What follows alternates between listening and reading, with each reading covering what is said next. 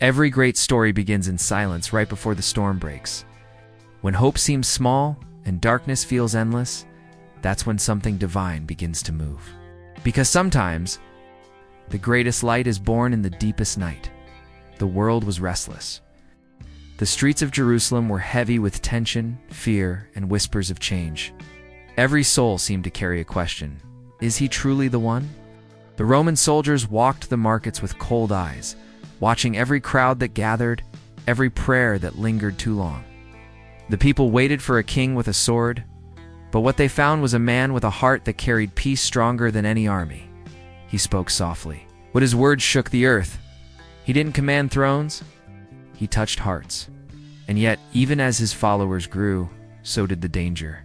Behind every miracle, shadows gathered, leaders plotting, doubters whispering, and friends beginning to fear what following him might cost. Season 5 opens in this tension. A world caught between faith and fear. The disciples have seen wonders beyond imagination. The blind see, the dead rise, and storms bow to his voice. But now, they begin to realize that miracles come with a price. The path ahead is no longer just about belief, it's about sacrifice. The kind of sacrifice that leaves scars on the soul in the quiet moments. They look to him, their teacher, their friend, their hope. But they can sense it. Something is coming. The air feels heavier. The smiles fade faster. The crowd still cheer his name, but in the corners of those cheers hides doubt. And the disciples. They wonder how far this road will take them, and if they'll have the strength to walk it to the end, as the sun sets over the dusty hills.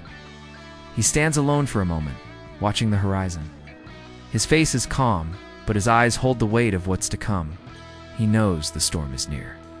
Not the kind that breaks ships, but the kind that breaks hearts, the kind that tests faith, love, and loyalty. Every story has a moment where everything changes. For the chosen, that moment is now. The laughter of shared meals will soon turn into the cries of betrayal. The hands that once healed will soon be bound.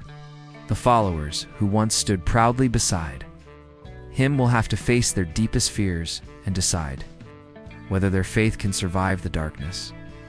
But even as shadows grow longer, a quiet truth burns beneath it all. Light will not be defeated. Every trial, every tear, every heartbreak, it's not the end of the story. It's the beginning of something greater. Because even in the storm, he is already writing the dawn. The wind rises. The journey continues. And this is where The Chosen steps into its most powerful chapter yet. It started by the calm waters of Galilee, where the morning light touched the waves, and the sound of nets hitting the shore was all that filled the air. No one knew that history was about to change there. The men who worked those boats had no crowns, no armies, no power. They had calloused hands, empty pockets, and hearts that still carried the ache of unanswered prayers. But then, he walked into their world. He didn't choose the scholars, the rich, or the powerful. He chose the ordinary, the ones the world forgot. A tax collector who counted coins to fill a hollow life. A fisherman who fought against the sea and against his own doubts. A woman who had fallen so far that hope felt like a stranger. They were not ready to lead nations, but they were ready to listen. And that was enough. When he said, "Follow me," it wasn't just an invitation, it was a spark. Something inside them woke up. Something ancient and pure. It wasn't the sound of a command. It was the sound of purpose calling through the noise. And in that moment, they dropped everything. Their nets, their fears, their past. They didn't know where the road would lead, but they knew who was walking beside them. Every miracle, every moment of laughter or doubt began here in this beginning that seemed too small to matter. The crowds would come later. The miracles would echo across the land. But in these early days, it was simple. A teacher, a handful of believers, the message that love could rewrite every broken story as they followed him from village to village. Their lives began to change. Peter's fire turned into faith. Matthew's greed turned into giving. Mary's shame turned into strength. The world saw weakness, but heaven saw the start of a revolution. It wasn't built on power or wealth. It was built on hearts learning to trust. even when they didn't understand. That's what makes this journey so human and so divine. The chosen were not chosen because they were strong. They were chosen because they were willing. They stumbled, they doubted, they failed, and yet they kept walking. Their courage wasn't loud. It was quiet and steady. The kind of courage that grows when everything else is uncertain, and from those humble beginnings, faith began to spread like light through darkness, touching the forgotten, healing the broken, and awakening souls who had given up on miracles. Because sometimes the smallest yes changes everything. So as we step into Season 5, remember this: it all began with a handful of ordinary hearts, standing on a quiet shore. Daring to believe that they could be part of something eternal, the message had spread too far to be ignored. The miracles that once inspired wonder now stirred suspicion. The streets that once echoed with joy now whispered with warning. Every word he spoke became a spark, lighting hearts on one side and fires of anger on the other. The line was drawn not by swords, but by belief. Those who followed him found peace in their hearts and trouble in their world. Jerusalem, the heart of faith, was no longer still. The rulers felt their grip slipping. The Romans, with their iron law and restless eyes, saw danger in his kindness.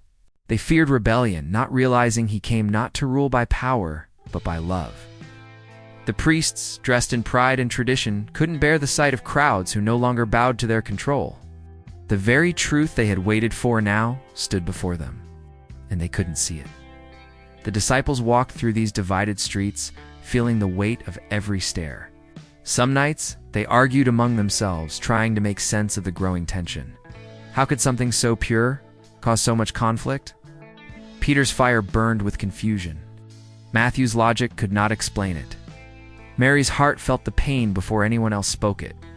Yet, through all the fear, he remained calm. He didn't fight back. He didn't shout. He didn't bend to power or fame. Instead, he healed the ones who cursed him and forgave the ones who plotted against him. Each act of mercy felt like rebellion. Each word of love, a weapon against hate. That's how the world divides, not because of violence, but because of truth that refuses to bow. But faith has always been costly. To follow him meant losing safety, losing friends, sometimes losing everything. And yet, the chosen stayed. Not because they were fearless, but because they had seen something they could never unsee. They had seen life itself walk among the broken. The air around them was thick with danger, spies in the crowds, eyes watching from every corner, leaders planning in dark rooms. Still, he moved with grace, teaching, healing, loving. He walked not as a man running from death, but as one walking to our destiny. The disciples didn't understand it fully then. How could they? But they knew something deeper was happening, something eternal. The world around them was breaking in two, between those who believed and those who refused. But even in that division, something unshakable was being born.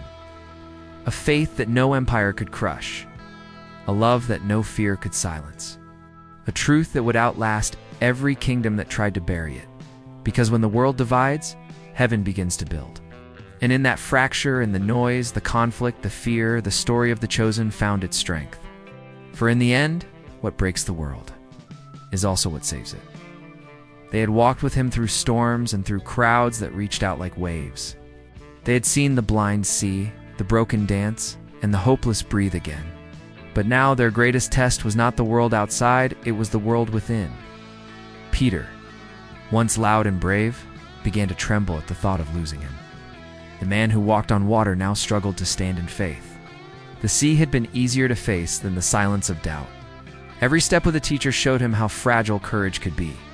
Yet even in his fear, his heart beat with love, loud, flawed, and unbreakable. Matthew, the man who once counted coins, now counted his regrets. The weight of his past clung to him like shadows that refused to fade. But every time Jesus looked at him, it wasn't his shame that was seen, it was his change. And slowly, Matthew began to understand that forgiveness wasn't about forgetting what he had done, but believing he could be someone new. Mary, her story was one of war within. The world had judged her, used her, and thrown her aside. But he saw what others could not. He called her by name, and that name became her freedom. Still, even after being freed, she often looked over her shoulder, wondering if the darkness would return. But each sunrise reminded her, she was not what she used to be. She was chosen. Thomas carried questions that never seemed to end. His mind wanted proof. His heart wanted peace. Yet the teacher never silenced his doubt. He met it. He didn't scold Thomas for asking. He invited him closer. That's the kind of love that transforms doubt into devotion, not through pressure, but through patience. And then there was John, the one who loved deeply, quietly. He didn't fight with words or swords, but with devotion that endured. His love wasn't loud. It was steady, the kind that stays when the world runs away. He saw every tear, every tremble, every miracle, and wrote it not on stone but on his soul. Each of them carried a story stitched with weakness and wonder. They weren't perfect. They weren't fearless. They weren't ready for what was coming. But they loved him, and that was enough. Their hearts, though fragile, became the vessels of something eternal. This is what the chosen has always been about. Not saints in shining light, but people who break, who heal, who rise again. Faith is not born in strength. It's born in surrender. It's the moment you stop pretending to be unshakable and let grace hold you instead. As the world outside grew darker, the hearts of the chosen began to glow brighter. Every tear became a prayer. Every failure became a lesson. And through their weakness, the story of divine strength began to unfold. Because before the world could see the cross, they had to learn what it meant to carry one. The air around them had changed. The laughter that once filled their evenings now felt distant, placed by the uneasy silence of men who knew that something was coming. The miracles had not stopped. The blind still saw, the broken still healed, but there was a heaviness in every step. A knowing that the light they carried was beginning to draw the darkest of storms. Jesus walked ahead, calm as the wind before rain. His words had softened, but his eyes had grown deeper, like he could already see the hill where destiny waited. The disciples followed, unsure whether they were walking toward victory or the edge of their faith. They had seen him command death itself, but now they could feel death following close behind. The people who once cheered. His name began to question him. The same crowds that cried for miracles now whispered in fear. The leaders met in secret, their plans hidden behind doors that even prayer could not open. Betrayal moved quietly among familiar faces. And the chosen began to realize that not every enemy wore armor. Sometimes they wore friendship. Each step toward Jerusalem felt heavier than the last. Peter clenched his fists, ready to fight what he couldn't understand. Matthew kept his eyes down, his mind racing through memories of the past he thought he'd left behind. Mary prayed quietly, her voice trembling, not from doubt, but from love that feared loss. They didn't need to be told what was coming. They could feel it in the air, like thunder waiting to break. Yet through it all, he remained unshaken. He still healed. He still forgave. He still smiled at the broken and fed the hungry. While others prepared for war, he prepared their hearts. The world expected a warrior. Instead, he offered surrender, not to men, but to a mission greater than life itself. The reckoning was never about revenge. It was about revelation. The closer they walked to the cross, the clearer the truth became. This was never about power or victory. It was about love so deep, it was willing to be wounded. And that kind of love demands a cost. In the silence of night, the chosen wrestled with their fear. Would they still follow when faith meant suffering? When loyalty meant danger? The questions echoed louder than the prayers. Yet in that struggle, something unbreakable was forming, not courage without fear, but courage that breathes through fear. Every great story reaches a breaking point. For them, this was it. The time when faith would no longer be spoken, it would have to be lived. The miracles were behind them, but the meaning was ahead. And on this road, paved with uncertainty and grace, the chosen would learn the hardest truth of all. Before resurrection comes the cross.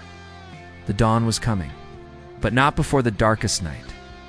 The night had fallen heavier than ever before.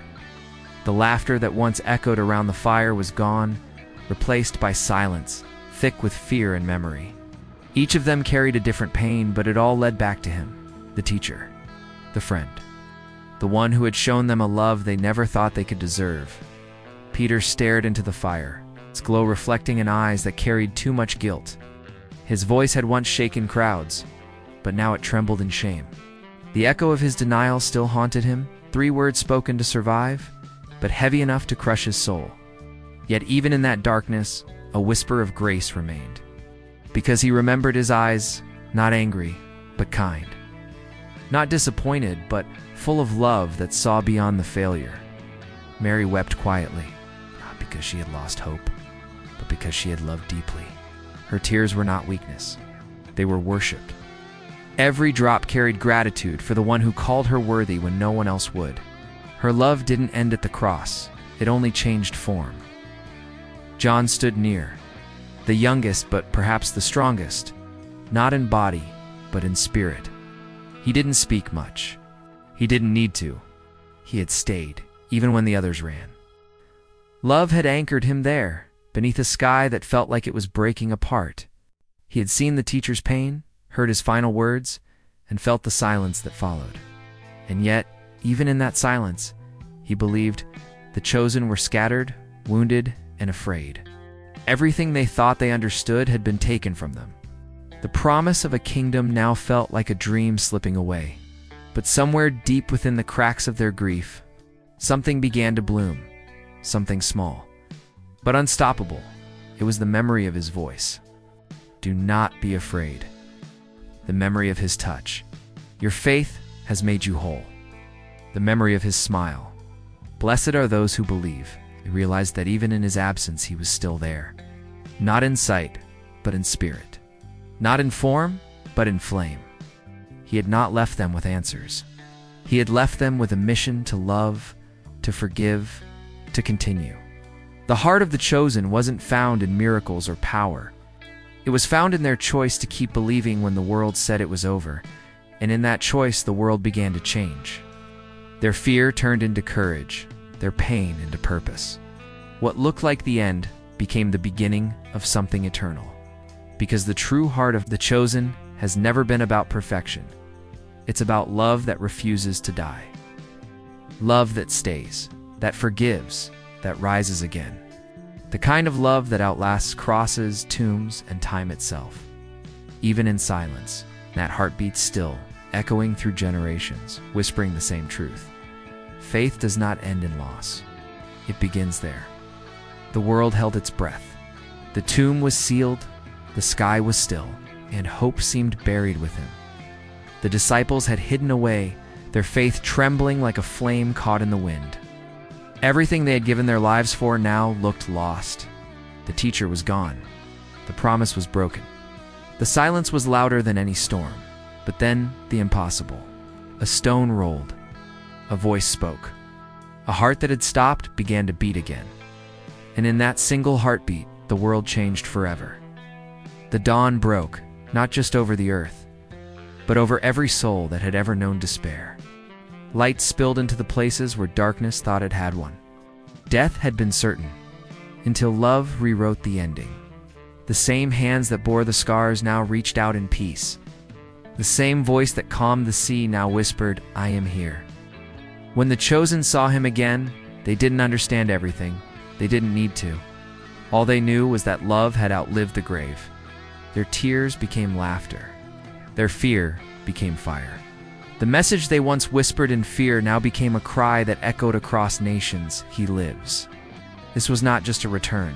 It was a revolution of the heart. The miracles they had seen were only the beginning. What began in Galilee would soon spread to the ends of the earth. The men and women who once hid in shadows now walked into the light, not because they were fearless, but because they had finally seen that love is stronger than death. And so, the story of the chosen does not end with loss. It begins with life, new, unbreakable, unstoppable. The same light that rose that morning still rises today in every act of kindness, every moment of forgiveness, every soul brave enough to believe again. Because this story has never been about ancient times or distant people. It's about us, about every heart that has fallen and dared to rise again. About every person who has felt forgotten and then remembered that they were chosen all along. The dawn is not just the end of darkness. It's the reminder that no ending is final. The teacher's voice still calls through the noise, whispering the same words that started it all. Follow me. And as the sun rises once more, his followers then and now walk forward into a world still waiting for hope, because love didn't end on that cross. It began there, and this is only the beginning.